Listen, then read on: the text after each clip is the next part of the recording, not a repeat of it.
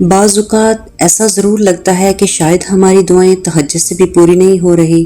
اور ایسا بھی لگتا ہے کہ شاید سب کچھ وہی کا وہی رکا ہوا ہے جیسے تہجد پڑھنے سے پہلے تھا، کیونکہ بعض دعائیں ایسی ہوتی ہیں جو اس لمحے مانگی اور دوسرے لمحے قبول ہو جاتی ہیں، بعض دعائیں ایسی بھی ہوتی ہیں کہ آج مانگی اور مل گئی، بعض تو ایسی بھی ہوتی ہیں کہ ان کے لیے ہمیں مہینوں تک یا تو کبھی کبھار سالوں تک انتظار کرنا پڑتا ہے، لیکن انتظار کا مطلب یہ ہرگز نہیں ہوتا کہ وہ قبول نہیں ہوں گی،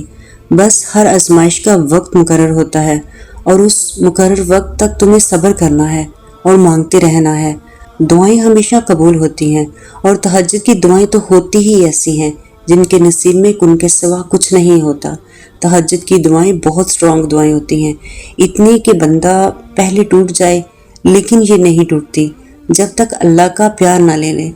تبھی تو اللہ کو یہ پیاری ہوتی ہیں، اس بچے کی طرح اللہ کو مناتی ہیں، جو بچہ ماں کو منانے کے لیے ماں سے چپکا رہتا ہے، جو کبھی ماں کو چومتا ہے تو کبھی ماں کو محبت سے دیکھتا ہے،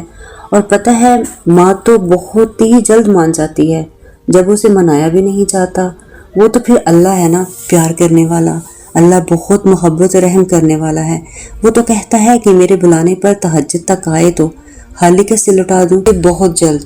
دعا تمہارے لیے کب کیسے وہ وسیلے بناتی ہیں، اگر تم جان جاؤ کہ اپنی کوئی بھی سانس دعا سے کبھی خالی نہ جانے دو۔